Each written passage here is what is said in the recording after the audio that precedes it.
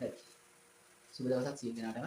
අපි දැන් මේ වීඩියෝ එකෙන් සාකච්ඡා කරන්නේ 2024 වර්ෂයේ කෘෂි විද්‍යාව ප්‍රශ්න පත්‍රය. ඒක පළවෙනි කොටස. ඒ කියන්නේ MCQ 1 සිට 40 දක්වා සියලු MCQ ටික අපි දැන් සාකච්ඡා කරන්න තමයි අදහස් කරේ. අපි දැන් ඒක සාකච්ඡා කරමු. මම ඒක විවරණයක් විදිහට තමයි දෙන්නේ. ඕගලන්ට අවශ්‍යයි ඉන්නවනේ ඒක ලියා ගන්න පුළුවන්. වෙන පොතක හරි කොළවල හරි ලියලා ඒක තියා ගන්න පුළුවන්. ෂෝට් නෝට් එකක් විදිහට තියා ගන්න පුළුවන්. භාවිතා කරන්න පුළුවන්. මේ විදිහට 2024 2023 22 කියන වර්ෂවල තියෙන ප්‍රශ්න සාකච්ඡා කරන MCQ සියලුම ඒවා ඊට පස්සේ මේකෙදි ඇති වෙන තියෙන කිසියම් ප්‍රශ්නයක් තියෙනවා ඒකදී අහන්න පුළුවන්. ඒ වගේම දැන් මේක කරගෙන යද්දී සමහර ප්‍රශ්න වල විවරණ හදලා නැහැ. ඒ විවරණ ටික හදපු ටික මම ඔයගලන්ට දෙනවා. ඔයගොල්ලෝ ප්‍රශ්න ටික සාකච්ඡා කරගෙන යන ගමන් ඒක බලා ගන්න පුළුවන්. ඒ වගේම අත්‍යවශ්‍ය තැන්වලදී අත්‍යවශ්‍ය ඒවා මම කියන්න. ඒ විදිහට කරගෙන යන ඉස්සරහට මේ විදිහට අපි කරගෙන යමු. එතකොට අපි බලමු 2024 පළවෙනි ප්‍රශ්නේ ඉඳලා අපි සාකච්ඡා කරනවා. ඒ විදිහට අපි කරගෙන යනවා. හරි. අපි එහෙනම් බලමු පළවෙනි ප්‍රශ්නේ ඉඳලාම බලමු සාකච්ඡා කරමු. පළවෙනි ප්‍රශ්නේ බලමු මොකක්ද තියෙන්නේ කියලා. විදේශ ආක්‍රමණ නිසා දේශීය කෘෂිකර්මාන්ත සිදු බලපෑමක් වන්නේ. හොඳට මතක තියාගන්න මේ වචන වන්නේ කියලා තියෙන්නේ නොවන්නේ වන්නේ. බලමු මොනවද උත්තර දෙන්නේ කියලා. වැව පද්ධති ප්‍රතිසංස්කරණය සහ වාර්ෂික තාක්ෂණයේ දියුණු වීමයි. දෙවැනි භෝගමත්ත පදනම් වූ වාණිජ කෘෂි ආර්ථිකයක් බිහිවීමයි. ගොවි ජනපදා විවිධ බහුකාර්ය යෝජනා ඇතිවීමයි. වී ඇතු දේශීය ආහාර නිෂ්පාදනය වැඩි වීමයි. එතකොට අපිට බලමු මොකක්ද මේක උත්තර ගන්න පුළුවන් විදිහට අපි බලමු මොකද ඒ වැටි කියන විදිහට ගත්තොත් එහෙම විවරණය ගත්තොත් එහෙම විදේශ ආක්‍රමණ සමග සිදු බලපෑම දෙස උඩරට ප්‍රදේශවල කෝපි තේ වගාව ව්‍යාප්ත කෙරේ. නුවරඑළිය මූලික කරගෙන අරතාපල් ගෝවා කැරට් බී රාග්වැනි භෝග හඳුන්වා දී. ඊට පස්සේ තව ඒවා ගත්තොත් එහෙම වැවිලි භෝග වගාව සඳහා ශ්‍රමිකයන් දකුණු ඉන්දියාවෙන් මෙරටට ගෙන්වීමට බ්‍රිතාන්‍ය ජාතිකයන් විසින් කටයුතු කෙරෙනවා. ඊට පස්සේ වී ඇතුළු දේශීය ආහාර නිෂ්පාදනය කෙරෙහි සැලකිල්ල අඩු කර රටට අවශ්‍ය හාල් සහ අනෙකුත් නිෂ්පාදන ආනයනය කිරීම වගේ දේවල් විදේශ ආක්‍රමණ සමග සිදු වෙච්ච බලපෑම් විදිහට බලා ගන්න පුළුවන්. ඒතකොට මේක උත්තරේ විදිහට ගන්න පුළුවන්. දෙවෙනි එක වැවිලි භෝග මත පදනම් වූ වාණිජ කෘෂි ආර්ථිකයක් බිහිවීම අපිට උත්තරේ විදිහට ගන්න පුළුවන්. ඒතර බලමු ඊළඟ ප්‍රශ්නේ මොකක්ද කියන්නේ. ඊළඟ ප්‍රශ්නේ ගත්තොත් ශ්‍රී ලංකාවේ මහා කන්නයට ප්‍රධාන වශයෙන් වර්ෂාව ලැබේ. උත්තර විදිහට තියෙනවා නිලිත දිග මෝසම් මගිනි ඊසාන දිග මෝසම් මගිනි පළමු වන අන්තර්වැසි අන්තර් මෝසම් වැසි මගින් ඊළඟ උත්තරේ දෙවෙනි අන්තර් මෝසම් වැසි මගින් අපි බලමු කොහොමද ඇති වෙන්නේ කියලා වර්ෂාව ඔයගලන්ට පුළුවන් අවශ්‍ය නම් මේවා ලියා ගන්න. එතකොට මෙතන ගත්තොත් මම කෙටියෙන් සමහර ඒවා ලියන්නේ පළමු වන අන්තර් මෝසම ඇති වෙනවා මාර්තු අප්‍රේල් මාර්තු අප්‍රේල් වල එනවා. ඊළඟට නිරිත දිග මෝසම නිරිත දිග මෝසම මම කෙටි කරලා තමයි ලියන්නේ මේක සමහර ඒවා ලියන්න ඉතින් ඒවා නිසා මැයි සැප්තැම්බර් ඊළඟට දෙවන අන්තර් මෝසම දෙවන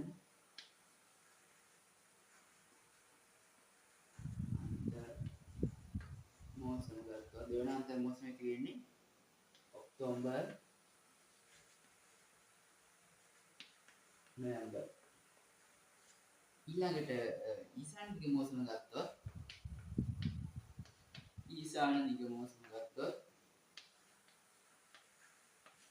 ඒක ඇති වෙන්නේ දෙසැම්බර් ඉඳලා පෙබරවාරි වෙනකම්. ඊට පස්සේ ගත්තොත් එහෙනම් මේ පළමු අන්තර් මෝසම ඇති වෙන ලැබෙනම දිවයින පුරා. මේක ලැබෙනවා දිවයින පුරා. දිවයින පුරා. ඊළඟට ඍතුදිග මෝසම ගත්තොත් එහෙනම් ප්‍රධාන වශයෙන් ලැබෙන තෙත් කලාපය. ඊළඟට දෙවන අන්තර් මෝසම ඔක්තෝබර් නොවැම්බර් මාසවල තියෙන එක ගත්තොත් ඒකත් ලැබෙනවා දිවයින පුරා.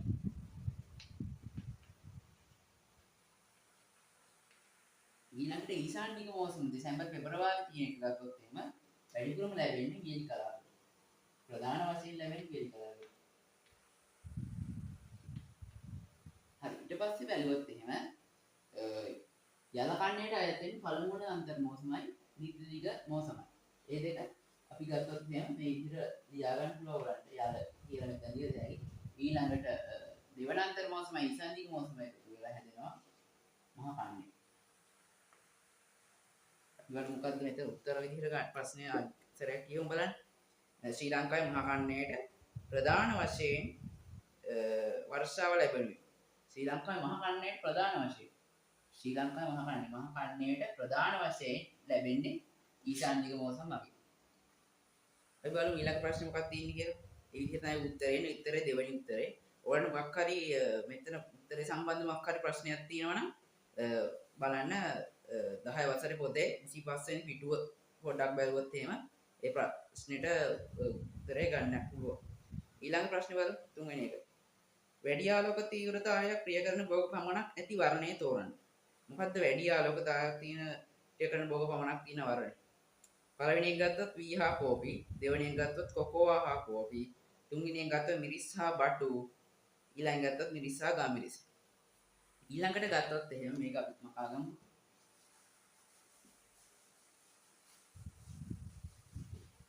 ආලෝක තීව්‍රතාවය කියන්නේ මොකක්ද? ප්‍රභා සංශ්ලේෂණ අවස්ථ සාධකයක් වන ආලෝක තීව්‍රතාවය ප්‍රභා සංශ්ලේෂණය වැදගත් වෙන ආලෝක තීව්‍රතාවය. ඒ වගේම ආලෝක තීව්‍රතාවය සඳහා දක්වන ප්‍රතිචාර අනුව ශාක ප්‍රධාන ආකාර දෙකක් තියෙනවා. ඒ මොකක්ද මේ වර්ග දෙක කියලා ගත්තොත් උගලන මතක් වෙනවා වැඩි ආලෝක තීව්‍රතාවයක් සහ අඩු ආලෝක තීව්‍රතාවයක්. වැඩි සහ අඩු. ඒකට ගත්තොත් එහෙම වැඩි එකට ගත්තොත් මිරිස් සොලනේසි මිරිස් වම්බටු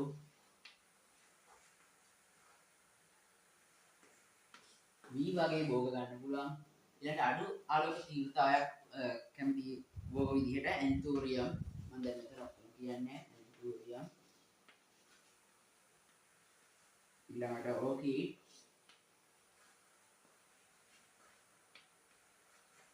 පොපි වගේ භෝග ගන්න පුළුවන් මේ විදිහට. ඔයගලන්ට ඕන නම් දැන් මම මෙතනදී මම අනිවාර්යයෙන් ඔයගලන්ට කියනවා මේ තීන අංකේ පාඩමේ අංකේ සමහර තැන්වල කියන්න පුළුවන් බොහෝ විට කියනවා. ඒ වගේ තැන්වලදී ඔයගලන්ට ප්‍රශ්නයක් මොකක් හරි ආවොත් එතනින් බලලා ඒක බලලා ඔයගොල්ලෝ ෂෝට් නෝට් එකකට ඒක හදාගන්න. හරි නේද? බලමු ප්‍රශ්නේ මොකක්ද තියෙන්නේ කියලා. හලෝ වැඩි ආලෝක තීව්‍රතාව ප්‍රිය කරන භෝග පමණක් ඇති වර්ණය ගන්නේ මොකක්ද උත්තරේ විදිහට අපිට ගන්න පුළුවන්. වැඩි ආලෝක තීව්‍රතාවය. උත්තරේ වෙන්න ඕන මොකක්ද? බලමු මෙතන තියෙන ප්‍රශ්නේ මොනවද තියෙන්නේ? වී තියෙනවා. වී වැඩි ආලෝක තීව්‍රතාවය. කෝපි. ඒක වැරදි. පළවෙනි උත්තරේ වැරදි. ඊට පස්සේ කොකෝවා සහ කෝපි. කොකෝවයි කෝපි දෙකම අඩු ආලෝක තීව්‍රතාවය. ඊට පස්සේ තියෙනවා මිරිස් සහ ගම්මිරිස් කියලා. මිරිස් තියෙනවා. ගම්මිරිස් වලට අඩු ආලෝක තීව්‍රතාවයක් ඕන. ඊළඟට තියෙන මොකක්ද අපිට කියන්න බැරි වෙච්ච එක මිරිස් සහ වම්බටු.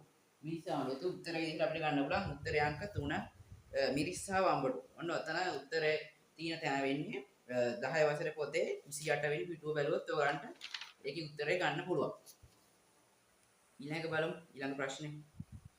මේ ප්‍රශ්නේ ඊළඟට තියෙන හතරවෙනි ප්‍රශ්නේ බලද්දොත් එහෙම වායුගෝලයේ සාපේක්ෂ ආර්ද්‍රතාව වැඩි වෙන විට මොකක්ද කියලා හදින්න. වායුගෝලයේ සාපේක්ෂ ආර්ද්‍රතාව වැඩි වෙන විට ශාක රෝගාසාදනය අඩු වෙනවා. ජලය හා පෝෂක අවශෝෂණය වැඩි වෙනවා. සුළඟ මගින් පරාග විසිරීම පාස් වෙනවා.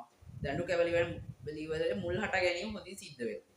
ඔන්න දැන් හතරවෙනි ප්‍රශ්නේ ගත්තොත් එහෙම සාපේක්ෂ ආර්ද්‍රතාවය කියනවා. සාපේක්ෂ ආර්ද්‍රතාවය කියන්නේ යම් උෂ්ණත්වයකදී හා පීඩනයකදී යම් නිශ්චිත වාත පරිමාවක ඇති ජල වාෂ්ප ප්‍රමාණය එම උෂ්ණත්වයේදී හා එම පීඩනයේදී එම වාත පරිමාව සම්තෘප්ත කිරීමට අවශ්‍ය වන ජල වාෂ්ප ප්‍රමාණය අතර අනුපාතයේ ප්‍රතිශතය තමයි අපි සාපේක්ෂ ආර්ද්‍රතාවය කියලා හඳුන්වන්නේ. එතකොට සාපේක්ෂ ආර්ද්‍රතාවය වාෂ්ප විදියට ගත්තොත් වාෂ්ප ගුණක් ගත්තොත් එහෙම බිගෝනියා පර්ණාංග ආදී සම විස්තෘත ශාක හොඳින් වර්ධනය වෙනවා. දණු කැබලි මුල් ඇද්දීම හොඳින් සිද්ධ වෙනවා. අපේ උත්තරේ එතනින් එනවනේ දණු කැබලි මුල් ඇද්දීම හොඳින් සිද්ධ වෙනවා. ඊළඟ පරාගණයේදී කලංකේ ග්‍රාහ්‍ය කාලය පවත්වා ගැනීමට පාසු වෙනවා. ඒත් බලමු මෙතන උත්තරේ විදියට ගන්න පුළුවන්. පිළිතුරු අංක 4 දණු කැබලි වලින් මුල් හට ගැනීම හොඳින් සිද්ධ වෙනවා. ඊළඟ ප්‍රශ්නේ බලමු පස්වෙනි ප්‍රශ්නේ. පහසඳන් පාෂාණ අතුරෙන් ආග්නේය පාෂාණයක් වන්නේ. මොනවාද ආග්නේය පාෂාණ කියන්නේ? පළව අභ්‍යන්තරයේ පවතින මැග්මා විටින් විට විවිධ සංසිද්ධි වලින් පිටතට ඇවිල්ලා මැග්මා සහ පිටතට එන මැග්මයි පොළොව තුල රැඳෙන මැග්මයි සිසිල් වෙලා ඝනීභවණය වුණාට පස්සේ හැදෙන පාෂාණ අපි හඳුන්වනවා ආග්නේය පාෂාණ කියලා. මොනවද එතකොට මේක අහන්නේ ආග්නේය පාෂාණ මොකක්ද කියන්නේ? ආග්නේය පාෂාණ වල අපි උදාහරණ මොනවද කියලා ගත්තොත් එහෙම ක්වාර්ට්ස් ඒ කියන්නේ මොනවද? කිරිවාන ක්වාර්ට්ස් ඊළඟට pegmatite තව තියෙනවා චානකයිට් දැන් ඔයගලගේ විශේෂ විදිහකින් pegmatite granite ඔන්න ඔය වගේ ඒවා ගත්තා. ඒක බලමු මෙතන උත්තරේ විදිහට ගන්න වෙන්නේ අපිට පිළිතුරු අංක 4. පිළිතුරු අංක 4 තමයි අපිට ගන්න වෙන උත්තර විදිහට granite. ඊළඟ බලමු 6 වෙනි ප්‍රශ්නේ මොකක්ද තියෙන්නේ කියලා. 6 වෙනි ප්‍රශ්නේ තියෙන්නේ රෝල් ක්‍රමෙන් පස්සේ වයර් නිර්ණය කිරීමෙන් තෙත්කල පස් රෝල මුදුවක් ලෙස සැකසිය හැකි නම් එම පස මොකක්ද කියලා අහන්න. රෝල් ක්‍රමෙන් පස්සේ වයර් නිර්ණය කිරීමේදී තෙත් පස රෝල් කිරීමේදී තෙත්කල පස් රෝල මුදුවක් ලෙස සකස්. මුදුව අපි දන්නවා ඔක හැදෙන විදිය. ඔයගොල්ලන් පොතේ පින්තූරයක් තියෙනවා මම ඒක මේ පැත්තේ වීඩියෝ එකේ දාන්න බලන්නම්. ෆොටෝ එක දාන්න බලන්න. හරි. දැන් අපි ගත්තා මේ විදියට ලියාගත්තම තෙත්කල පසක් අරගෙන මුලියක් ලෙස සැකසීමට හැකි නම් ඒක රෝල් කරනවා. අපි රෝල් කිරීමේදී කැඩෙනවා නම් ඒක අපි හඳුන්වනවා වැලි ලෝම පසක් කියලා. ඊළඟට මොකක්ද මුදුවක් ලෙස සකසන්න පුළුවන් නම් අපි කියනවා ඒක මැටි පසක් කියලා. ඊළඟට ඒක ඒ පස මේක මෙතනදී රෝල් කරද්දී මුදුවක් ලෙස සකසලා කැඩෙනවා නම් අපි ඒක කියනවා මැටි ලෝම පසක් කියලා. ඊට පස්සේ මෙතන ගත්තත් මෙයා පස මෙතනින් දැන් මුලියක් ලෙස හදද්දී සකස් කිරීමේදී ඒක මොකද්ද වෙන්නේ? මුලියක් ලෙස සකස් කිරීමේදී හැදෙන්නේ නැහැ. මුලියක් හැදෙන්නේ නැත්තම් මුලියක් සකස් කරන්න බැයි නම් මෙතන මේ තියෙන ලකුණු වෙන්නේ මුලියක් සකස් කරන්න බැයි නම් ඒක අපි හඳුන්වනවා වැලි පසක් විදියට. එතකොට අපි මේ ප්‍රශ්නේ උත්තරය ගත්තොත් එහෙම මේ ගහන්නේ රෝල් ක්‍රමයෙන් වයරයක් සකස් වයර් නිර්ණය කිරීමට කළ පස් වල මුදුවක් ලෙස සැකසිය හැකි නම් එම පස මොකක්ද කියන්නේ? එතකොට මුදුවක් හැදෙන්නේ මැටි පස. එතකොට උත්තරය විදිහට ගන්න පුළුවන්. කිවෙනි උත්තරේ පළවෙනි උත්තරේ ඒ ප්‍රශ්නෙට උත්තරේ විදිහට. ඊළඟට තව කරුණක් තියෙනවා දැන් විශේෂ කරුණක් කියන්න. කියන්නේ භෝග වගාව සඳහා භෝග වගාව කරන්න වඩාත්ම සුදුසු වන්නේ ලෝම පසක්. එතකොට අපිට මේ අහුවොත් එහෙම මොකද්ද වඩාත්ම සුදුසු වන පස් ආකාරය මොකද්ද කියලා බයන ආකාරය මොකද්ද කියන එක අහුවොත් එහෙම අපිට ගන්න පුළුවන් ලෝම පස කියන එක තමයි. ඊළඟට බැලුවොත් එහෙම 7 වෙනි ප්‍රශ්නේ. 7 වෙනි ප්‍රශ්නේ ගත්තොත් එහෙම මොකද්ද 7 වෙනි ප්‍රශ්නේ තියෙන්නේ? භෝග වගාවට සුදුසු පාංශු ව්‍යුහ ආකාරය. භෝග වගාවට වඩාත් සුදුසු වන පාංශු ව්‍යුහ ආකාරය. එතකොට තියෙනවා ලෝකේ තියෙන පාංශු ව්‍යුහ ආකාර 12ක්. පාංශු ව්‍යුහ ආකාර තියෙන 12ක්. බලමු මොනවද මේ ප්‍රධාන ශ්‍රී ලංකාවේ තියෙනවනේ ප්‍රධාන පාංශු ව්‍යුහ ආකාර කිහිපයක්. බලමු මොනවද කියලා. ලෝකයේ තියෙනවා 12ක්. ඒ අතරින් 4ක් තමයි ශ්‍රී ලංකාවේ. ශ්‍රී ලංකාවේ දැකිය හැකි. අපි නියම ශ්‍රී ලංකාවේ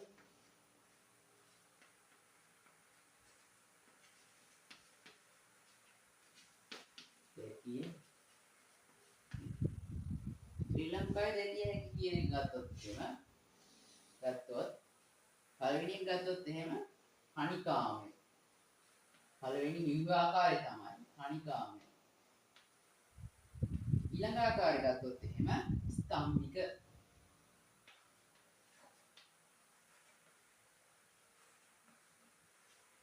ඊළඟ ආකාරය ගත්තොත් එහෙම අනුකෝණාකාර කුට්ටි.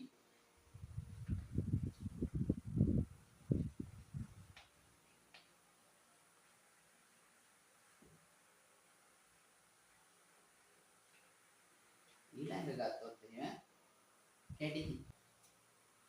එතකොට මේ ප්‍රශ්නේ අහන්නේ භෝගගාවට වඩාත් සුදුසු පාංශු ව්‍යුහ ආකාරය.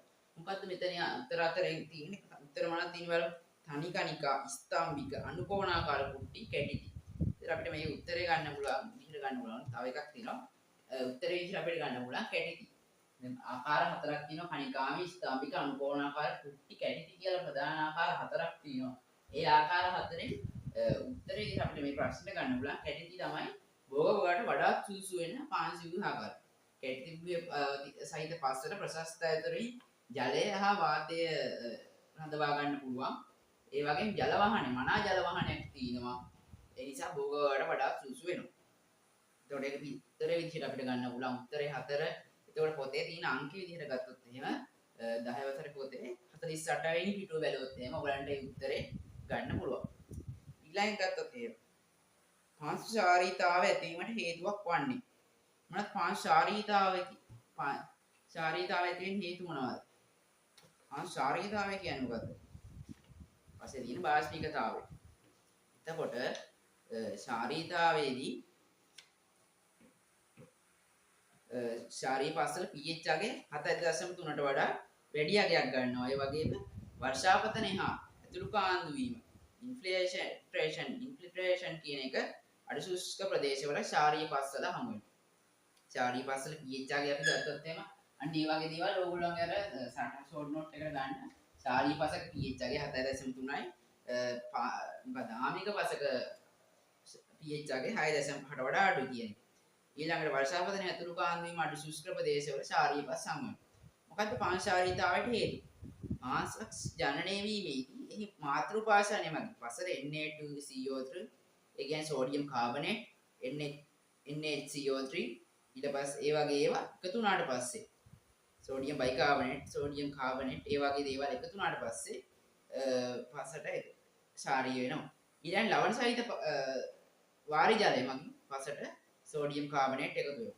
ඊළඟට උෂ්ණත්වය අධික ප්‍රදේශවල වාෂ්පීකරණය වැඩි වීම හේතුවෙන් පාංශු ජලයේ තියෙන ලවණ පස මතු පිටට එක්රැස් වීම සිද්ධ වෙනවා. ඒ වගේ දේවල් හේතු වෙනවා. ඊළඟට ශාරීයතාවයේ අහිතකර බලපෑම ගත්තොත් එහෙම සෝඩියම් අයන පවතිනකොට පාංශු ව්‍යුහය බිඳ වැටෙනවා. ශාකවලට යකඩ මැංගනීස් සහ ෆොස්ෆරස් ලබා ගැනීම අපහසු වෙනවා. යකඩ මේ මතක තියාගත්තත් තවන්නේ. මැංගනීස් ඒ වගේ ඒවා යකඩ මැංගනීස් ෆොස්ෆරස් වගේ ඒවා ලබා ගැනීමට අපහසුයි. ඊළඟ ශාක මුල වල බහිරාශ්‍රිතය සිදු වීම නිසා ශාක මිය. එතකොට මේ දැන් ඇති වෙන පාංශු ශාරීයතාව අපි කොහොමද උදාසීන කරගන්නේ? මේ උදාසීන කරගන්න අපිට අවශ්‍ය වෙනවා ජිප්සම්. මේ වගේ පසට ජිප්සම් එකතු කරන්න පුළුවන්, ගෙන්දගම් එකතු කරන්න පුළුවන්, කාබනික ද්‍රව්‍ය එකතු කරලා ශාරීයතාව නැති කරගන්න පුළුවන්. ඒතරයි බලමු මොකද්ද මේ ප්‍රශ්නේ අහන්නේ කියලා. ශාරීයතාව ඇතිවීමට හේතුවක් වන්නේ. මොකද්ද දැන් ශාරීයතාවය ඇති වෙන්න හේතුවක් වන්නේ මට දැන් මෙතන කියවුනේ වාරි ජලය මගින් පසට සෝඩියම් අයන එකතු වීම. ඒ නිසා තමයි පසක් ශාරීය වෙන්නේ. ඊළඟට මේක අනිත් සියලුම කරුණු අධික වර්ෂාපතන නිසා බාෂ්මික අයන සේදී යාම, පසේ කාබනික ද්‍රව්‍ය වියෝජනය වීම, ඒ වගේ දේවල් ගන්න පුළුවන් ආම්ලිකතාවය ඇතිවීමට හේතු විදිහට. ඒතර මෙතන උත්තරය වෙන්නේ අංක 1 වාරි ජලය මගින් සෝඩියම් අයන එකතු වීම. ඊළඟ ප්‍රශ්නේ බලමු අපි. 9 වෙනි ප්‍රශ්නේ. 9 වෙනි ප්‍රශ්නේ ගත්තොත් එහෙම එතන තියෙන්නේ මේ භෝග වර්ගීකරණයේ තියෙන භෝග වර්ගයක් තියෙන්නේ. පාසදන් ශාක කුල වල අයත් භෝග නිවැරදිව දක්වා ඇති පිළිතුර වන්නේ. ඔයසිය වී ඉදල් ඉරිමු කවපි. වී කොක පිටේසිය කරවිල වැටකොළු බණ්ඩක්කා. ඊළඟ සොලනේසිය මිරිස් වම්බට තක්කාලි. පැබේසිය වඩේරිමු සෝයා බෝංචි මු. එතන සටහනක් තියෙනවා මම ඒකින්මට ඇදගෙන එන්නම්. හරි. දැන් අපිට මේ සටහනෙන් බලා ගන්න පුළුවන් ඔයසිය කුලේ වගේ විදිහට වී වඩේරිමු පුරහන් මෙනේරි තනහාල් වගේ ගන්න පුළුවන්. ඊළඟ කොක පිටේසිය කුලේ ගත්තොත් එහෙම කරවිල වැටකොළු පතෝල්. ඊළඟ සොලනේසිය කුලේ ගත්තොත් මිරිස් බටු තක්කාලි අර්ථාප. පැබේසිය ගත්තොත් මෑ උඳු මුං කඩල බෝච්චි වගේ දේවල් අපිට ගන්න පුළුවන් උදාහරණ විදිහට. බලමු මේක මේ අපේ ප්‍රශ්නෙත් එක්ක බැලුවොත් එහෙම ඔයසිය කුලේ ඒවා වී දිනවා වඩේරිඟු තියෙනවා කව්පි නෑ ඒක පැබේසිය. ඊළඟ උගපේසිය කුලේ ඒවා ගත්තොත් එහෙම කරවිල වැටකොළු බණ්ඩක්ක උතන්ට අදාළ නෑ. ඒතකොට ඒක කර ඊළඟ ගත්තොත් එහෙම පැබේසිය කුලේ ඒවා ගත්තොත් එහෙම වඩේරිඟු ඈත් වෙන ඔයසිය කුලේට. එතකොට ඊළඟට සෝයා බෝංචි තියෙනවා. බෝංචි ඒ කුලේම අයිති වෙන්නේ මුං ඒ ටිකයි වෙන්නේ නැහැ. ඒතර උත්තරේ විදිහට අපි ගන්න බලා සොලනේසිය කුලේ තියෙනවා මිරිස් බටු තක්කාය. අනිවාර්යයෙන්ම මේ විභාගයේදී අහන ප්‍රශ්නයක් විදිහට භෝග වර්ගීකරණයට අදාළව මේක අපිට බලා ගන්න පුළුවන්.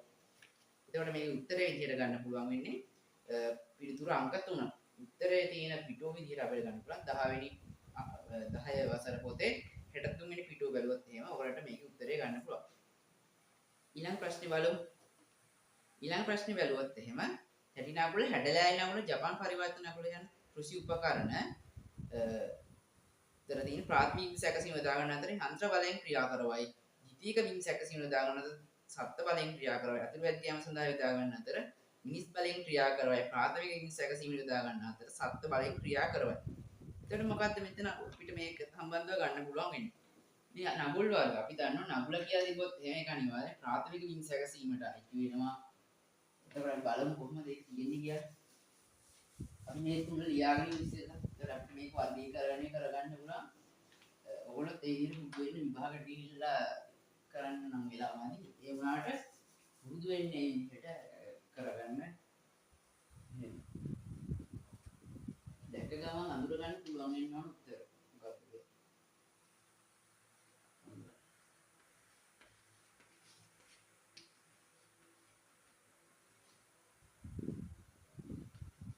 හරි මම වෙලා යන නිසා මේක මේ විදිහට ලියාගත්තා.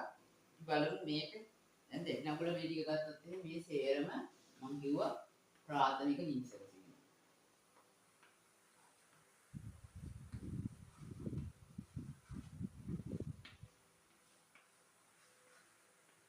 ඊළඟට ගත්තොත් එහෙනම් තැටි නගුල හෙඩලයි නගුල ජපන් පරිවර්තන නගුල කියන ඒවා අපි භාවිතා කරන්නේ යන්ත්‍ර බලයෙන්. යන්ත්‍ර බලයෙන් තමයි ඒවා ක්‍රියා කරවන්නේ. ඒකත් දැන් ලියමු.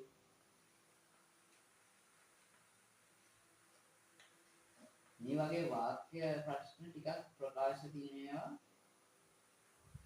ටිකක් අමාරු ඒ වුණාට පොඩ්ඩක් හිතලා ගත්තට පස්සේ ලැබෙන්නේ ලොකු ප්‍රශ්නයක් වෙන්නේ නැහැ. ඉතින් මේ විදිහට හිතලා ගත්තොත් එහෙනම් බලමු. ප්‍රාථමික විම සැකසීමට යොදා ගන්න අතර යන්ත්‍ර බලය කියා ගන්න දැක එතනම තියෙන උත්තරේ. හැට නගුල හැඩලයි නගුල ජපන් පරිවර්තන නගුල ප්‍රාථමික විම සැකසීමේදී යන්ත්‍ර බලයෙන් ක්‍රියා කරනවා කියන එක අන්නේ විදිහට හිතලා ගත්තා. දැන් තව එකක් එක්ක නම් ද්විතීයික විම සැකසීමේදී භාවිත කරන එක. ওই විදිහටම හිතලා ගන්න පුළුවන් වෙනවා. මොනවාද ද්විතීයික විම සැකසීමේදී අපිට ගන්න පුළුවන් ඒවා තියෙන්නේ. දැල්ල වැඩිපුරම තියෙන්නේ ඔතන තව එකක් තියෙනවා. නගුල කියලා තිබ්බොත් එහෙම අනිවාර්යයෙන්ම ප්‍රාථමික විම සැකසීම ද්විතීයික විම සැකසීම නැත්නම් පෝරු වර්ග 100 ගම් පෝරු වර්ග. ඊට සතුරු ඇද්ගාමී උපකරණ වලට මුල්ලුව තියෙනවා. ඊට පස්සේ ජපන් රොටරි වීඩරේ වගේ ඒවා තියෙනවා. ඊට පස්සේ ඕක බෙදා ගන්න අපි දැනගන්න ඕන නගුල් වර්ග පෝරු වර්ග. සමහර පෝරු වර්ග නගුල් වර්ග සත්ත්ව බලයෙන් ක්‍රියා කරනවා යන්ත්‍ර බලයෙන් ක්‍රියා කරනවා. ඒ වගේ ඒවා තියෙනවා. ඊට පස්සේ තුම්කුරු කල්ටිවේටර් වගේ යතුරු ගාන උපකරණ ගත්තොත් එහෙම අතින් ක්‍රියා කරන උපකරණ විදිහට අපිට ගන්න පුළුවන්. ඊට පස්සේ බලමු මොනවාද මේ සත්ත්ව බලයෙන් ක්‍රියා කරන උපකරණ කියලා ගත්තොත් එහෙම දේශීය ගැමි නගුල ඇනදක්කෝ සැහැල්ලු යකඩ නගුල වගේ ඒවා අපිට ගන්න පුළුවන්. ඊළඟ ප්‍රශ්නේ බලමු අපි දැන් මේකට උත්තරය විදිහට අපිට ගන්න පුළුවන් මෙතනට මොකක්ද උත්තරය වෙන්නේ? ඊතුරු අංක 1. මොකද්ද ඊතුරු අංක 1 නේ දැන් අපි කිව්වේ ඒක උත්තරය විදිහට ගන්න පුළුවන්. බලමු ඊළඟ ප්‍රශ්නේ මොකද්ද කියලා. එතනත් සටහනක් තියෙනවා මම ඒක ඇඳගෙන එන්න.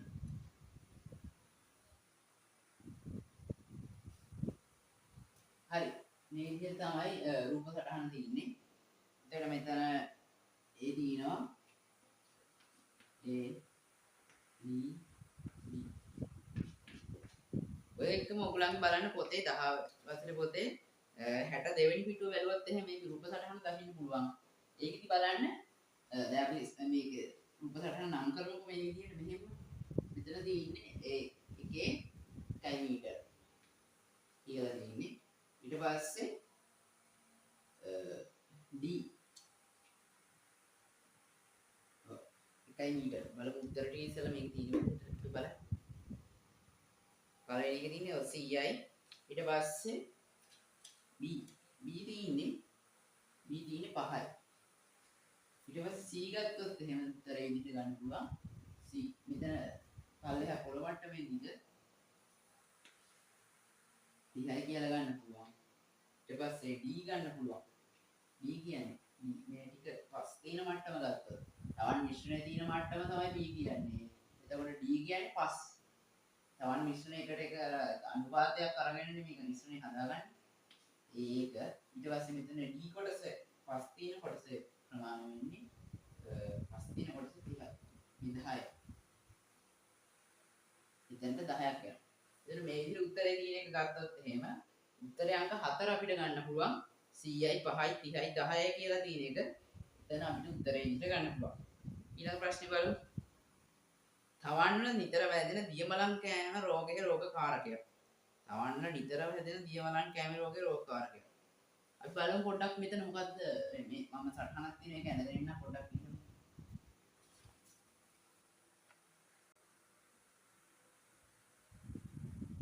බලන්නකො ඊළඟ ප්‍රශ්නේ එතකොට මොකද්ද තියෙන්නේ කියලා. 13 වෙනි ප්‍රශ්නේ ගත්තොත් එහෙම වම්බඩු පාත්‍ර දැලක් ආකාරයේ කිරුණසේ පත්‍ර කාදමන කුමියා වන්නේ. කවුද පත්‍ර කාදමන කුමියා වන්නේ? පිලක්නා කුරුමිනිය. ඊළඟ ප්‍රශ්නේ බලමු 14 වෙනි ප්‍රශ්නේ දුර්වල ජල වහානය නිසා ඇති වෙන්නේ මොකක්ද කියලා අහලා තින්නේ. බලමු මොකක්ද කියලා 14 වෙනි ප්‍රශ්නේ එකට උත්තරය ගත්තොත් දුර්වල ජල වහානය. ජල වහානය. ජල සම්පාදනය වගේ ජල වහානයේ තියෙනවනේ. දුර්වල ජල වහානය කියන එක ගත්තොත් එහෙම ඒක තියෙන්නේ ඔයගලගේ 10 වසරේ පොතේ 107 වෙනි මිඩුවේ. බලන්න ඔයගලගේ 107 වෙනි මිඩුව කොට දුර්වල ජල වහානයේ හේතු ගැටලු පාංශු වාතනයේ දුර්වල වේ. මේ නිසා පාංශු ජීවීන්ට ශ්වසනය සඳහා අවශ්‍ය ඔක්සිජන් වායු ලැබීමෙන් ස්වය ශ්වසනය සිදු කරන පාංශු ජීවී ගහණය අඩු වෙලා නිර්වායු ශ්වසනය සිදු කරන සුද්ධ ජීවීන් ගහණය වැඩි වෙනවා. ඊළඟ නිර්වායු සුද්ධ ජීවීන් මගින් කාබනික ද්‍රව්‍ය වියෝජනය වීමේදී මීතේන් වෙනවා. ඔය සුද්ධ ජීවීන් වගේ සුද්ධ ජීවීන් විවිධ වියෝජනය කිරීම කරනවානේ. ඒ වියෝජනය කිරීමේදී පිට වෙන මීතේන් වායු නිෂ්පාදනය වෙලා හානි සිද්ධ වෙනවා. ඊළඟ ශාක මුල ශ්වසනය සඳහා අවශ්‍ය ඔක්සිජන් වායු නොලැබීමෙන් මුල්වල ක්‍රියාකාරීත්වය නැහිටලා දුර්වල වීම සිද්ධ වෙනවා. මේ නිසා ශාක මැද වියාම හෝ මියාම සිද්ධ වෙනවා. ඊළඟ ශාක මුල්වල වර්ධනයේ පසේ මතු පිට ස්තරයේ සීමා වීම නිසා ශාක ඉදිරි වැටීමත් සුළු නියඟයකදී පවා ජල හිඟවී යාමත් සිද්ධ වෙනවා. ඊළඟ ගත කෘෂි උපකරණ භාවිතයේදී පස මඩ වීම නිසා අපහසුතාව ඇති වෙනවා. හරියට ජලය වැහැලා ගියේ නැත්නම් උපකරණ භාවිතා කරද්දී ඒවා අපහසුතාව ඇති වෙනවා. ඊළඟ ලවණ මරයක් රැස්වීම නිසා පසේ රසායනික ගුණාංග පිරිහී යාම සිද්ධ වෙනවා. ඊළඟ ශාක මුල් ආශ්‍රිත දිලීර රෝග වැළඳීම වැඩි වෙනවා. ඒ වගේ දුර්වල ජල වහනේ ගැටළු විදිහට අපිට බලා ගන්න පුළුවන්. බලමු මොකද්ද මේ ප්‍රශ්නේ උත්තර විදිහට ගන්න පුළුවන් කියලා. ස්වය සුද්ධ ජීවීන්ගේ ගහණය වැඩි වේ. පස බුරුල් වීමෙන් කෘෂි උපකරණ භාවිතයෙන් පහසු වේ. වාතය ලබා ගැනීම සඳහා ශාක මුල් පසට ගැඹුරට ගමන් කරයි. ශාක මුල් ආශ්‍රිත දිලීර රෝග සෑදීම වැඩි. අන්න ශාක මුල් ආශ්‍රිත දිලීර රෝග සෑදීම වැඩි වේ. ඒක අපිට ගන්න පුළුවන් උත්තරේ හැටියට. උත්තරේ අංක 4. ඊළඟ 15 වෙනි ප්‍රශ්නේ බලන්න. ඉසින ජල සම්පාදනය. ඉසින ජල සම්පාදනය කියන එක ගත්තොත් එහෙනම් බලමු ඉසින ජල සම්පාදනයේ වාසිය අවාසිය මොනවද තියෙන්නේ කියලා 100 මතක හැටියට 100 බලමු 104 පිටු. 104 පිටුවේ තියෙන ඉසින ජල සම්පාදනයේ වාසිය බලන්න මොනවද කියලා. භෝගයේ මූල මණ්ඩලය මෙන්න පත්‍ර වලට ජලය ලැබේ. බෑවුම් සෛල ඉඩම් වලට සුදුසු වේ. හාංශු කාදනයේ සිදු නොවේ. අවශ්‍ය ජල ප්‍රමාණය අඩු වේ. පොහොර හා කෘෂි රසායනික ද්‍රව්‍යද ජලය සමග යෙදිය හැකිය. ජල සම්පාදන කාර්යක්ෂමතාව වැඩිය. ඒ වගේම අවශ්‍ය ගත්තොත් එහෙනම් මූලික වියදම් වැඩි, තාක්ෂණික දැනුම අවශ්‍ය වේ, ජල පම්ප ක්‍රියා කිරීම බල ශක්තිය අවශ්‍ය වේ. උසින් වැඩි භෝග සඳහා සුදුසු නැත. නල පද්ධතිය අවහිර විය හැක. සුළඟ අධික ප්‍රදේශවල වාෂ්පීකරණයෙන් අපතේ යනවා ජලය. නල යොදා ඇති නිසා අතුරුයක් ගැම පසුවේ භෝගවල වරා ගැනීමට බාධා විය හැකිය. එතකොට මෙතනදී ගත්තොත් එහෙනම් උදාහරණයක් විදිහට ගන්න පුළුවන්. උසින් අඩු භෝග සඳහා වඩාත් සුදුසුය. දැන් මෙතන තියෙන උසින් වැඩි භෝග සඳහා සුදුසු නැත කියලා. ඒතර අපිට හිතන්න ඕන අනිත් පැත්තට මේක මෙතන තිබ්බා. මෙතන තියෙන්නේ සුදුසු නැහැ කියලා නම් එහෙනම් සුදුසු වෙන්නේ මොකටද? උසින් අඩු භෝග සඳහා තමයි සුදුසු වෙන්නේ. ඊළඟ ප්‍රශ්නේ අපි යම් බලන්න 16 වෙනි ප්‍රශ්නේ. 16 වෙනි ප්‍රශ්නේ ගත්තොත් එහෙනම් මම දැන් කියනවා පහත් දැක්කෙන වගුවේ ශාක පෝෂක පිළිබඳ තොරතුරු පිළිබඳව සඳහන් වන්නේ කුමනවල? නිවැරදිව සඳහන් වන්නේ. අන්න නිවැරදිව සඳහන් වන්නේ. බලමු මූලද්‍රව්‍ය තුන කෘත්‍ය උනන ලක්ෂණය. නයිට්‍රජන් පුෂ්පීකරණයේ පත්‍රදාර කහපාට. ෆොස්ෆරස් මූල පද්ධතිය වර්ධනය. පත්‍ර පහසුවෙන් හැලේ. පොටෑසියම් හරිත ප්‍රද ඉපදීම සිද්ධ කරන මේරු පත්‍ර කහපාට. කැල්සියම් පළ හැට ගැනීම පත්‍රදාර පිළිසිදු ස්වභාවයක් ගන්න. ගුණකාරී විදිහට තියෙනවා. බලමු මොනවාද නයිට්‍රජන් වල ගත්තොත් එහෙම නයිට්‍රජන් ගත්තොත් ශාක වර්ධනයේට අස්තුරු නිෂ්පාදනයේ හයිඩ්‍රෝජන් සංඝටකයක් විදිහට වැදගත් වෙනවා. කියන්නේ ෆොස්ෆරස් කියන එක ගත්තොත් එහෙම මූල පද්ධතිය වර්ධනයේට සෛල විකසනයේ ශාක තුළ ශක්තිය මාරුවට අවශ්‍ය වෙනවා. දැන් පොටෑසියම් කියන එක ගත්තොත් එහෙම පුෂ්පීකරණයේ පළ හැට ගැනීම ශාකය තුළ එන්සයිම් ක්‍රියාකාරීත්වයේ පටක වර්ධනයේට වගේ ඒවට වැදගත් වෙනවා. ඊළඟට මේ තියෙන ඌනතා ලක්ෂණ ගත්තොත් එහෙම මොනවද බැලුවොත් එහෙම ඌනතා ලක්ෂණ ගත්තොත් මේරු පත්‍ර කහපාට වෙනවා වර්ධනය අඩු වෙලා ශාක කුහු වෙනවා මල් හා පළ විකෘති වෙනවා අස් වෙන්න අඩු වෙනවා. ඊළඟ පොටෑසියම් කියන එක ගත්තොත් එහෙම ශාකයේ වර්ධනයේ බාල වෙනවා මුල් සංඛ්‍යා අඩු වෙලා වර්ධනය බාල වෙනවා. පත්‍ර පාසුවෙන් හැලෙනවා. සමහර ශාකවල මේරු පත්‍ර දම් පාටට හැරෙනවා. ඊළඟට ගත්තොත් පොටෑසියම් ගත්තොත් එහෙම පත්‍ර දාර පහ පැතිරෙනවා. ඊට පස්සේ පත්‍ර දාර පිළිස්සු ස්වභාවයක් ගන්න. මේ විදිහට අපිට ගන්න පුළුවන්. 16 වෙනි ප්‍රශ්නේ උත්තරේ විදිහ. එතකොට මෙතන අපිට ගන්න පුළුවන් වෙන්නේ මොකද්ද? 16 වෙනි ප්‍රශ්නේ උත්තරේ වෙන්නේ බලමු මොකක්ද උත්තරේ ගන්න පුළුවන් කියලා. නයිට්‍රජන් පුෂ්පීකරණය පත්‍රදාර කහ පාට වෙනවා. පුෂ්පීකරණයට වැදගත් වෙන්නේ මොකද්ද? පුෂ්පීකරණයට වැදගත් වෙන්නේ පොටෑසියම්. පත්‍රදාර කහ පාට වෙනවා. නයිට්‍රජන් නිසා මේරු පත්‍ර කහ පාට වෙනවා. ඊළඟට බලමු පොටෑසියම් මොකක්ද කියලා. පොටෑසියම් මූල පද්ධතිය වර්ධනය. පොටෑසියම් වලින් මූල පද්ධතිය වර්ධනයට වැදගත් වෙනවා. ඊළඟට උන්නත ලක්ෂණය ගත්තත් පත්‍ර පහසු වෙන යනවා. පත්‍ර පහසු වෙන හැදෙන්න වැදගත් වෙනවා පොටෑසියම්. පොටෑසියම් නේ ෆොස්ෆරස් සමානයි. සෝරි එතන තියෙන ෆොස්ෆරස්. ෆොස්ෆරස් කියලා තියෙන මූල පද්ධතිය වර්ධනය පත්‍ර පහසුවෙන් යනවා. ඊළඟ පොටෑසියම් ගත්තොත් එහෙම එතන තියෙන උත්තර ටික වැරදි. හරිත අප්‍රද නිපදවීමට වැදගත් වෙන්නේ මොකද්ද? නයිට්‍රජන් නේ. පළ හැට ගැනීමට වැදගත් වෙනවා කියලා අතන තියෙනවා. පළ හැට ගැනීමට වැදගත් වෙන්නේ කැල්සියම් නෙවෙයි පොටෑසියම්. ඊළඟට ගත්තොත් එහෙම දැන් මෙතන උත්තරේ විදිහට ගන්න පුළුවන් පොටෑසියම් තමයි උත්තරේ විදිහට මෙතන තියෙන හරිත ප්‍රතිපදීම මේ ටික වැරදි. පොටෑසියම් කැල්සියම් නයිට්‍රජන් කියන එක උත්තරේ හැටියට ගන්න වෙන්නේ ෆොස්ෆරස්. මූල පද්ධතිය වර්ධනයට වැදගත් වෙනවා. පත්‍ර පාසුවෙන් හැලෙනවා. අන්න ඒවා ප්‍රධාන ලක්ෂණ උන්නතා ලක්ෂණ විදිහට ගන්න පුළුවන්. ඊළඟට බැලුවොත් එහෙම 17 වෙනි ප්‍රශ්නේ ගත්තොත් එහෙම 17 වෙනි ප්‍රශ්නේ තියෙන්නේ මොකක්ද 17 වෙනි ප්‍රශ්නේ තියෙන්නේ පසට පොහොර යෙදීමේදී පොහොර භාවිත කාර්යක්ෂමතාව වැඩි කිරීමට ගත යුතු ක්‍රියාමාර්ගයක් වන්නේ මොකක්ද අපි බලමු මෙතන ඔයගලන්ට පොතේ තියෙනවා මම ලියාගත්තා 10 වෙනි වසරේ පොතේ 125 වෙනි පිටුව බලලා ගන්න බලන්න 125 පිටුවේ තමයි ඔය කාර්යක්ෂමතාව කියලා නෑකින් තියෙන එක තියෙන්නේ බලමු මොකක්ද තියෙන්නේ කියලා පිටුව පොඩ්ඩක් කියවමු පසට යොදන පොහොර භෝග විසින් ප්‍රයෝජන ගැනීමෙන් හිතියා අපි හඳුන්වන පොහොර කාර්යක්ෂමතාව කියලා. ඊට පස්සේ භෝග භාගයේදී පොහොර කාර්යක්ෂමතාව ඉහළ නැංගීමට වැදගත් වන අතර එහිදී සැලකිලි නැගත යුතු කරුණු කිහිපයක් තියෙනවා. පස්සේ අඩංගු පෝෂක ප්‍රමාණය, දේශගුණික තත්ත්වය, පස්සේ තෙතමන තත්ත්වය, වගා කර ඇති භෝග සුසු පොහොරේදී ක්‍රම අනුගමනය කිරීම, ඒකාබද්ධ ශාක පෝෂක කළමනාකරණ මූලධර්ම අනුගමනය කිරීම, වගාවේ අවස්ථාවට සුසු පොහොර වර්ග තෝරා ගැනීම වගේ දේවල් සාධක ගැන සැලකිල්ලක් ගන්න ඕන. ඊට පස්සේ මේකෙදි අපි මොනවද තියෙන්නේ පස්සේ වඩා පෝෂක ප්‍රමාණය කියන එක ගත්තොත් මෙහිදී වග්ගා බිමේ පස පරීක්ෂා කර බලා භෝගයේ අවශ්‍යතාවය අනුව අවම පොහොර ප්‍රමාණයක් යෙදීමෙන් පොහොර භාවිත කාර්යක්ෂමතාව වැඩි කරගන්න පුළුවන්. ඊට පස්සේ දේශගුණික තත්ත්වය කියන එක ගත්තොත් එහෙනම් වර්ෂාවත් පිට යෙදීමෙන් රසායනික පොහොර සේදී පසෙන් ඉවත් වෙනවා. අධික ලෙස පස වියලි බව පිටද රසායනික පොහොර යෙදීමෙන් සාර්ථක ප්‍රතිඵල නොලැබේ. ඊළඟ පසේ තෙතමන තත්ත්වය කියන එක ගත්තොත් එහෙම රසායනික පොහොර වලින් උපරිම ප්‍රයෝජනයක් ලබා ගත හැකි වන්නේ පස යන්ත වීමත් තෙත් ඇති අවස්ථාවල. අපි දන්නවා පසට පොහොර යොදන්නේ ඉස්සෙල්ලා ජල සම්පාදනය කරනවා. ඊට පස්සේ තමයි පොහොර යෙදීම සිද්ධ කරන්නේ. එන්න වගා කර ඇති භෝගයේ සුදුසුම පොහොර යෙදීමේ ක්‍රම අනුගමනය කිරීම. පොහොර යොදන ක්‍රම යටතේ විස්තර කර ඇති විවිධ ක්‍රම අතරින් විවිධ ක්‍රම තියෙනවා. අතින් යොදනවා, විවිධ උපකරණ වලින් යොදනවා. ඒ වගේ ක්‍රම අතරින් වඩා සුදුසු ක්‍රම අනුගමනය කරමු. පොහොර භාවිත කාර්යක්ෂමතාව වැඩි කරගන්න පුළුවන්. ඊළඟ ඒකාබද්ධ ශාක පෝෂක කළමනාකරණය කියලා තියෙනවා. ඒකෙදි integration plant nutrition system IPNS කියලා හඳුන්වන්නේ. මේකෙදි කරන්නේ කාබනික පොහොර යොදා පසේ භෞතික රසායනික ජෛව ලක්ෂණ සංවර්ධනය කරගනිමින් භෝගයේ පෝෂණ අවශ්‍ය සපිරෙන බවයි රසායනික පොහොර යොදනවා.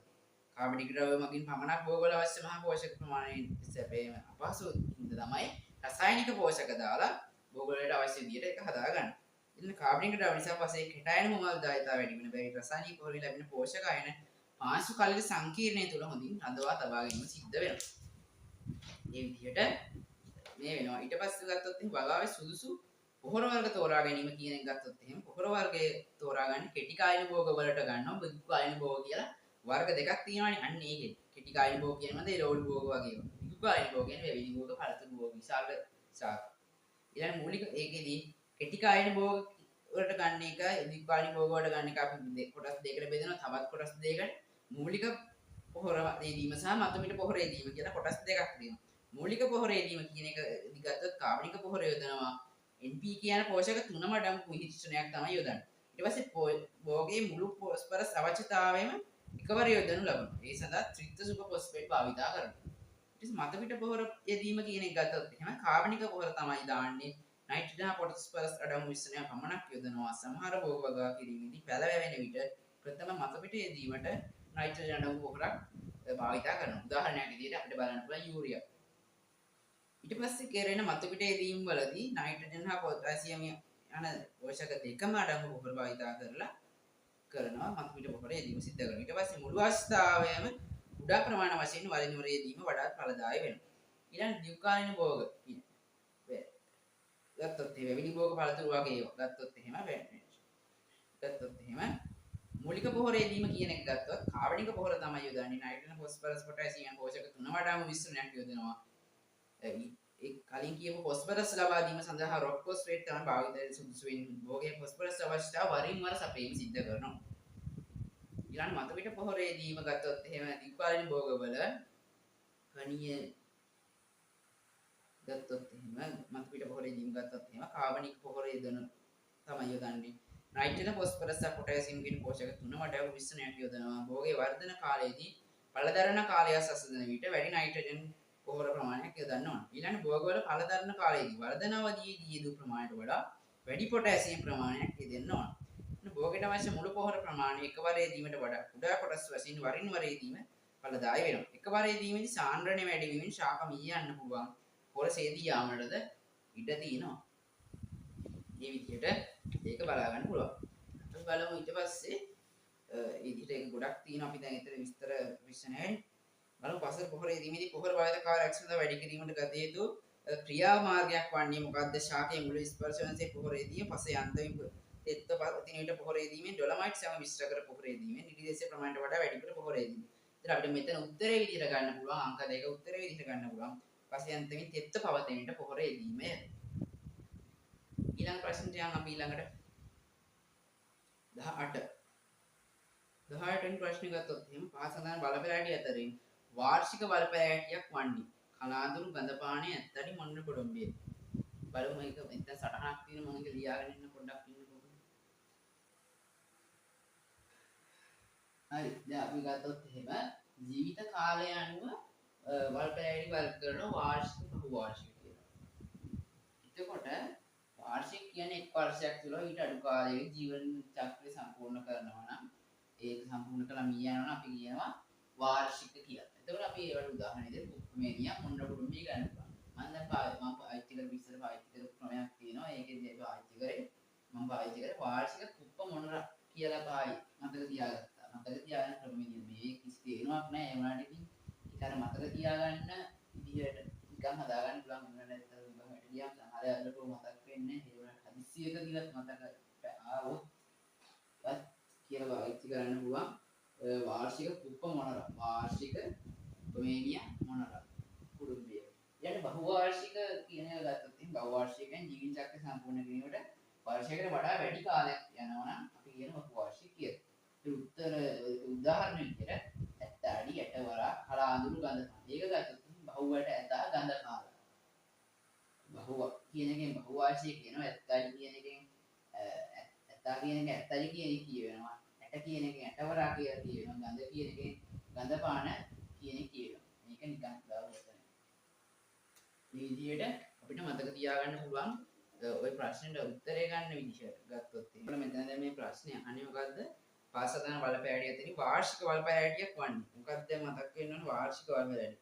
වාර්ෂික දැන් බහුවාර්ෂික නම් බහුවතා ගන්ධ මොකද්ද ඒක මතක් වෙන්න. බහුවට ඇතා ගන්ධ කාල.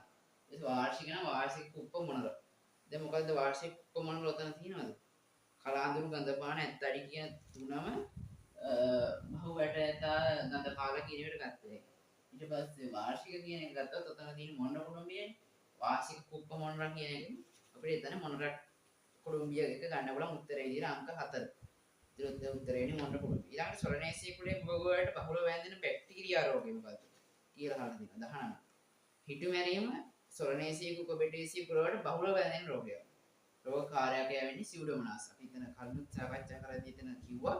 එතන උත්තරේ වෙන්නේ කවුද?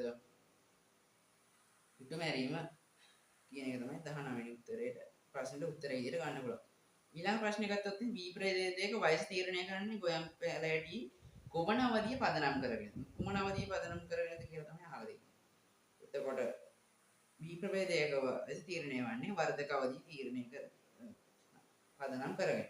ඊළඟට 21 වෙනි ප්‍රශ්නේ ගත්තොත් එහෙම දඩු කැවලි මුල් ඇද්දීම උත්තේජනය කිරීම සඳහා ගන්න සරල ප්‍රචාරක සම්බන්ධය. සූර්ය ප්‍රචාරක සරල සූර්ය ප්‍රචාරක සම්බන්ධව ප්‍රකාශ කීපයක් දැක්වෙනවා. ඒ කියන එක ගත්තොත් එහෙම සූර්ය ප්‍රචාරකයේ තුල ඉහළ උෂ්ණත්වය කාටු සාපේක්ෂ ආර්ද්‍රතාවයක් පවතිනවා. B ගත්තොත් එහෙම රෝපණ මාධ්‍ය ලෙස වැලි කොම්පෝස්ට් සහ මතු පිටිපස් එකට එක අනුපාතයෙන් යොදා ගන්නවා. ඊළඟ C ගත්තොත් ප්‍රචාරකයේ තුල ජල වාහනය දියුණු කිරීම කළ යුතුයි. ඊළඟට කවදින ඉති සඳහන් ප්‍රකාශ ඇතුළේ නිවැරදි ප්‍රකාශ වන්නේ. ඒත් උත්තරේ ඉතින් අපිට ගන්න පුළුවන්. කවදාත් අය ප්‍රචාරකයෙක් තුල ජල වාහනය එතන දියුණු කරන්නේ නැහැ. ජල සම්පාදනය කරලා අපි ගෙට ගහලා තියෙනවනේ. ආත්තාවේ අවශ්‍ය විදිහට ප්‍රශස්ත විදිහට තියලා ඉතින් අපි උත්තරේ විදිහට ගන්න පුළුවන් 3 AB කියන එක උත්තරේ විදිහට ගන්න පුළුවන්. ඊළඟ ප්‍රශ්නේ බලන්න. වගා රටා ගැන තමයි අහලා තියෙන්නේ. යම් භූමියක එකම කාල සීමාවකදී භෝග වර්ග දෙකක් හෝ වැඩි ගණනක් නිසි පරතරයක් නොමැතිව වගා කිරීම මොකක්ද කියලා තමයි අහලා තියෙන්නේ. එතකොට වගා රටා කියන එක ගත්තොත් එහෙම ඒක භෝග වගා බහු භෝග වගාව කියලා තියෙනවා. ඊට පස්සේ බහු භෝග වගා යටතේ අපි සාකච්ඡා කරනවා ශාක භෝග, සස්්‍ය භෝග මාර්ග, මිශ්‍ර භෝග වගා, අතුරු භෝග වගා, කඩින් කඩ භෝග වගාව කියන ඒවා අපි උත්තර සාකච්ඡා කරනවා. ඒ වගේම දැන් මෙතන උත්තරේ විදිහට අපිට ගන්න පුළුවන් මෙතන අහන්නේ එකම යම් භූමියක් තුළ එකම කාල සීමාවකදී භෝග වර්ග දෙකක් හෝ වැඩි ගණනක් නිසි පරතරයක් නොමැතිව වගා කිරීම මොකක්ද කියලා තමයි අහලා තියෙන්නේ. පිටුතර ඉතින් අපිට ගන්න පුළුවන් මොකක්ද මිශ්‍ර භෝග වගා. ওই මිශ්‍ර භෝග වගා කියන එක අපේ හේන් වගාවෙන් අපිට දැක ගන්න පුළුවන්.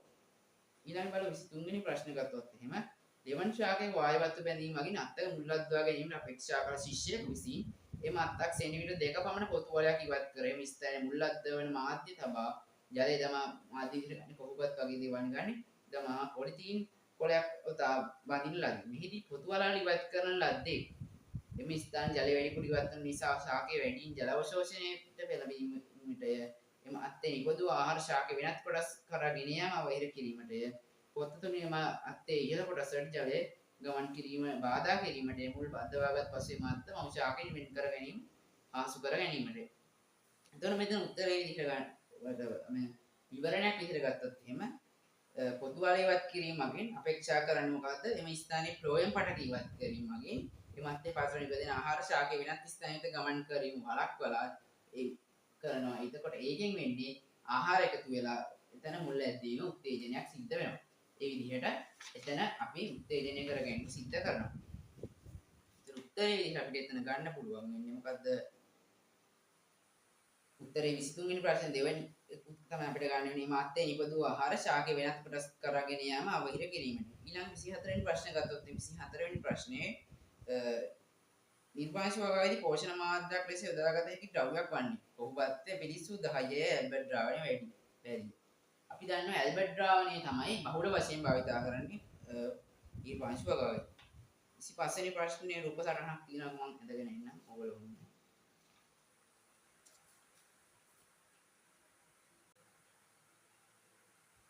මේ විදිහට ගත්තොත් එහෙම මේ විදිහට තමයි අපි දැන් පැල කරන්න සුදුසු සාපත්තක් දඬු කැවැල්ලක් හදද්දී මේ විදිහට තමයි හදාගන්නේ. බලන්න මෙතන 0.5 සෙන්ටිමීටර පහලින්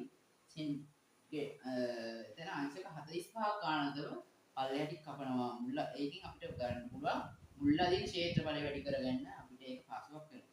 ඊළඟ ඉහළ පෘෂ්ඨයේ මෙතන කොටස සිරස්ස කැපීමෙන් ජලයේ වාෂ්ප වීම අවම කරගන්න පුළුවන් පත්‍ර කපලා අනවශ්‍ය පත්‍ර ඉවත් කරලා ශාක වේලේ යම් වළක්වන්න පත්‍ර ටික අපි අනවශ්‍ය ඒවා ඉවත් කරනවා සේදනය වෙලා වාෂ්ප වෙලා යන්නේ කවම කරන්න ඒ වගේ දේවල් කරලා මේ විදිහට හදාගන්න. ඒතකොට මෙතන උත්තරේ විදිහට ගන්න පුළුවන් නිවැරදිව දැක්වෙන්නේ අර්ථ කියලා ගත්තොත් එහෙම සිටුවේ වඩාත් සුදුසු දඬු කැබැල වන්නේ B රූප සටහනේ තියෙන එක තමයි අපිට ගන්න පුළුවන් වෙන්නේ.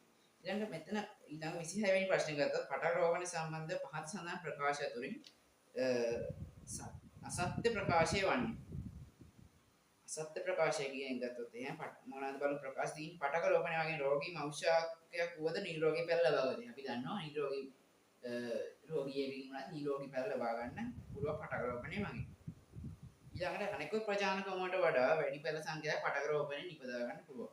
ඔය එකත් විශාල පැල සංඛ්‍යාවක් ලබා ගන්න පුළුවන්.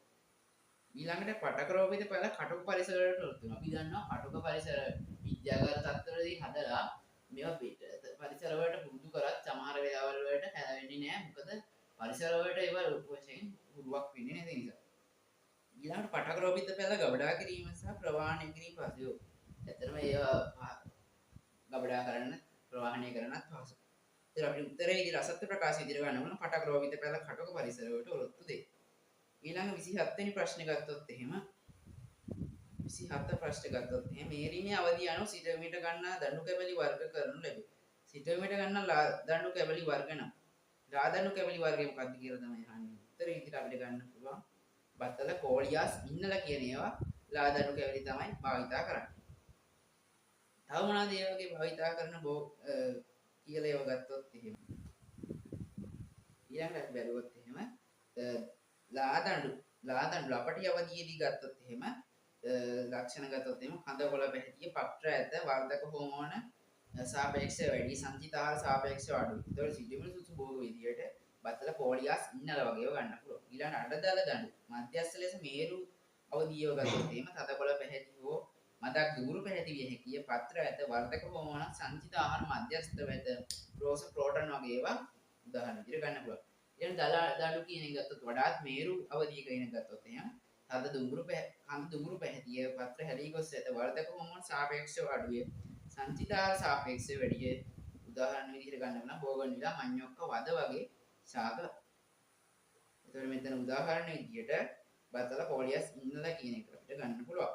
28 වෙනි ප්‍රශ්නේ ගත්තොත් 28 වෙනි ප්‍රශ්නේ පහත යකින් ප්‍රකාශයෙන් නිවැරදි ප්‍රකාශය වෙන්නේ. අර්ථාපල් ආකාන්ත සූර්යාලෝකයේ නිරාවරණය වූවොත් කොළ පාට වල අතර ඒවා ආහාර සුදුසු නැද්ද? ඒක හරි. කොළ පාට මොනවද තියෙන ඒවා ආහාරයට ගන්න බෑ. මොකද ඒවා ටිකක් අර නිකන් හයියයි වගේ ස්වභාවයක් දක්වනවා. එන කර්තකලංගන් අඹ ප්‍රභේදයේ තෙත් කලාපේ වගා කළ යුතු නියමිත ගුණාත්මක අඹස්පෙන්නක් ලැබෙනවා. ඇත්තටම කර්තකලංගන් අඹ වගා කරන්නේ වියලි කලාවේ. එතකොට මේ උත්තරේ වැරදි. අඹ කෙසෙල් පැපවල වැනි පළතුරු වල අස්න නෙලීම ඒවා පරිණත අවස්ථාවට පැමිණීමට පෙර. ඒවා පරිණත අවස්ථාවට ගැඩුවේ නැත්නම් වැඩක් නැහැ. පරිණත අවස්ථාවේදී කඩන්න ඕන නියමිත විදියට. කලින් කඩන්න බෑ, පසු වෙලා කඩන්නත් බෑ. එන විලාට් ඩම්බල ආවේනික පැහැයට ඇතිවීමට අඩු ආලෝකය වැදගත් වෙනවා. අපි දන්නවා විලාට් ඩම්බල රතු පාටක ඉන්න වැඩි ආලෝක තමයි වැදගත් වෙන්නේ. ඒක උත්තරේ විදිහට අපිට ගන්න පුළුවන්. පළවෙනි එක අර්ථාපල ආකාන්ද ඒ වගේ ඒවා පළවෙනි උත්තරේ ගන්න පුළුවන්. ඊළඟ 29 වෙනි ප්‍රශ්නේ ගත්තොත් එහෙනම් බලමු. ජලයේ අද්‍රාව විටමින් පමණක් ඇති වර්ණය තෝරන්න කියලා තියෙනවා. අපි දන්නවා ජලයේ අද්‍රාව විටමින් කියන්නේ මේ අද්‍රාව විටමින් වර්ග ගත්තොත් අපිට ඔක මතක තියාගන්න ඕන කඩේ කියලා. දැන් උතන තියෙන උත්තර වලින් ගත්තොත් එහෙම AD කියන දෙක අපිට උත්තර විදිහට ගන්න පුළුවන්. ඒතර උත්තර වෙන්නේ අංක 4.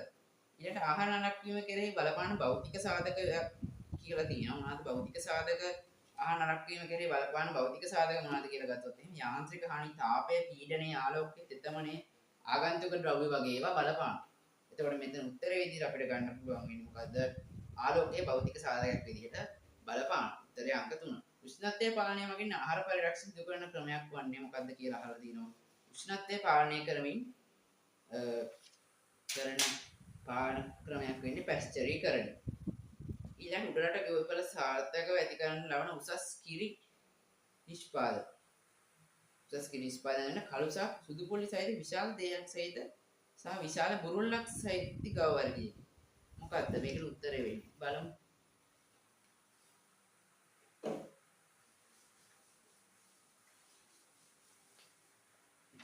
ගත්තොත් එහෙම උඩරට තෙත් කියන එකට ගත්තොත් උඩරට තෙත් කලාපයට ගත්තොත් මේ වගේ දැන් මම විශේෂ කරුණු බෝඩ් එකේ ලියනවා අන්න ඒවා ඔයගලන්ට ඕන නම් අවශ්‍ය නම් ලියා ගන්න පුළුවන්. Persian Irish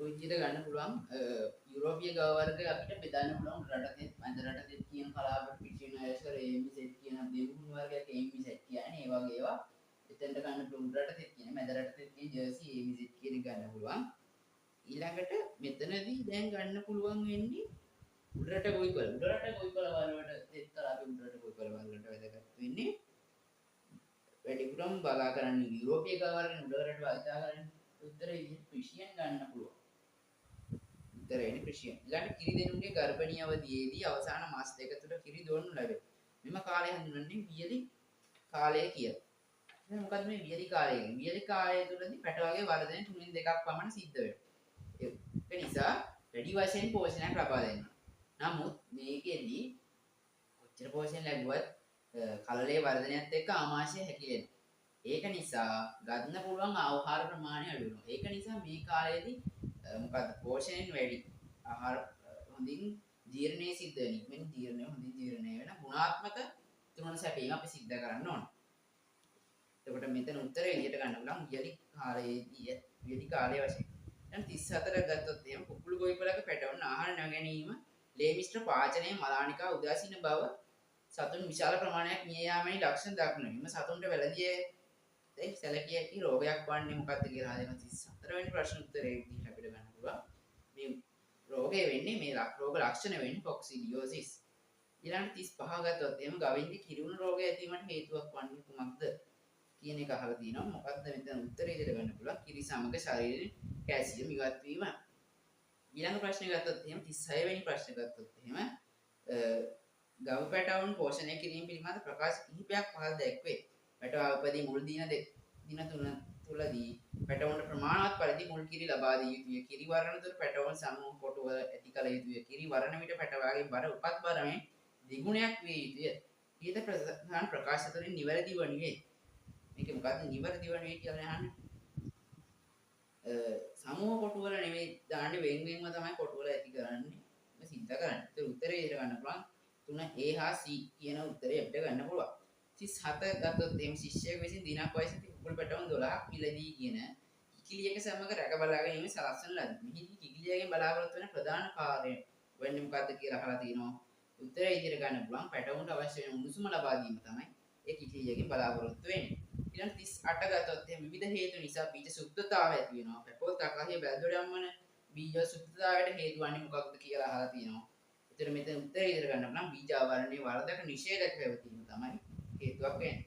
ඊළඟ ප්‍රශ්න 39 වෙනි ප්‍රශ්නේ ගත්තොත් එහෙනම් කිරි විදවීම සඳහා මැටි බඳුන් භාවිතය මගින් මොකක්ද බලාපොරොත්තු වෙන්නේ? මැටි වල ඇති khනිජ එකතු වීලා කිරි වල පෝෂණය වැඩි වීම සිද්ධ වෙනවා. ඊළඟ ආහාර නිෂ්පාදනයේකට ලබා දෙන SLS සාධිකය මගින් තහවුරු වන්නේ මොකක්ද කියලා අහනවා.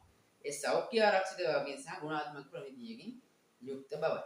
ඒ විදිහට අපේ 2027 ප්‍රශ්න පත්‍රයේ සාකච්ඡාව අවසන් වෙනවා. සියලු දෙනාටම ඊළඟ 2023 වෙනි ප්‍රශ්න පත්‍ර සාකච්ඡාවෙන් හම් වෙමු. මෙතන කිසියම් ප්‍රශ්නයක් තියෙනවා නම් ඒක විමසන්න පුළුවන්. ස්තුතියි සියලු දෙනාට.